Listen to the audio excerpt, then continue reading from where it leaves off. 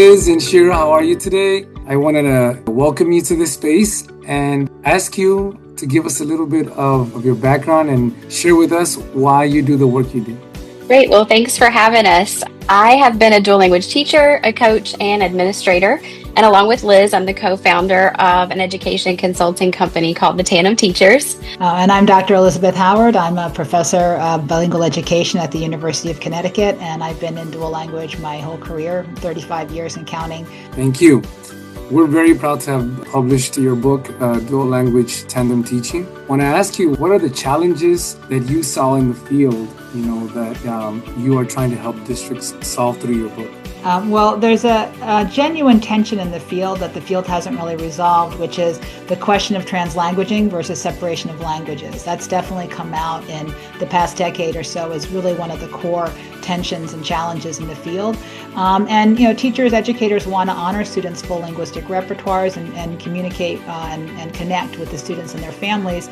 At the same time, historically, most dual language models have been built on this idea of intentional language separation. And there are valid reasons for that, as well as benefits to that approach. So there's been confusion, and teachers have felt that pull and that tension between honoring and valuing the language varieties that their students bring to the classroom, helping students make cross-linguistic connections, and still maintaining fidelity to the model and reaping the benefits of that separation of languages. So that's definitely one challenge that we've noticed.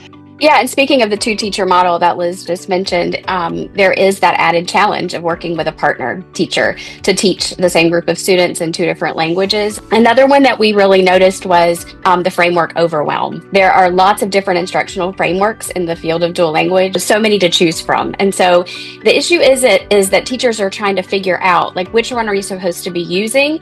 And they never really feel settled. And in a two-teacher model, maybe they're not using the same ones. And so they're not using the same scaffolds and strategies to support their students. And so that can become confusing for the kids.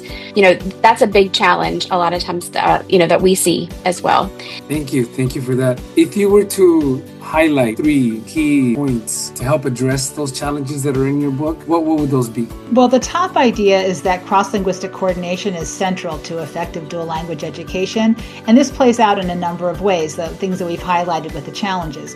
The need for effective biliteracy mapping and cross-linguistic curricular planning in the other content areas to provide a roadmap for cross-linguistic connections. So it's not just a challenge within biliteracy, also the use of the cross-linguistic pedagogies that we talk about in our book to bring the cross-linguistic connections to life in the classroom without compromising the program model or the language allocation plan. And in a two-teacher model, the need for co-planning and shifting the mindset from two different teachers working in isolation or working in a parallel monolingual approach to two parts of one system that are on the same page about instruction. Second one is biliteracy mapping, and this really has very immediate impact for the teachers that we've worked with of doing this kind of approach. We've created a 4-step planning process, a co-planning process, to be able to guide that process, because oftentimes teachers don't have a process. They don't really know where to start, and that's what can lead to duplication or gaps. So with our 4-step process, we're able to lead teachers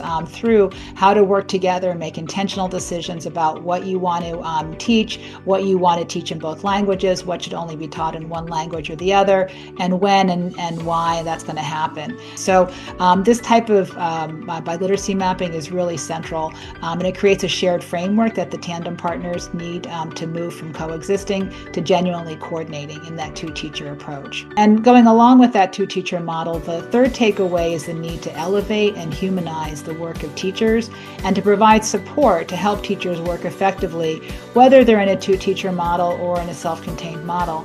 We unpack this through our humanizing framework for co-teaching, which addresses the factors that go into a co-teaching relationship, the key components of that relationship, and then what comes out of an effective co-teaching relationship. At the end of the day, as I was saying before, the major mindset shift is recognizing that in a two-teacher model, the two teachers are part of one integrated system. The final one idea is the common roots and soil, that all these frameworks actually share the same foundations, and we call those the common roots and soil. And so that's why we think the common roots and soil really helps to give that solution. Thank you so much for sharing such good information. We really appreciate all the work you do both on the research and on the practical side. So thank you so much for sharing.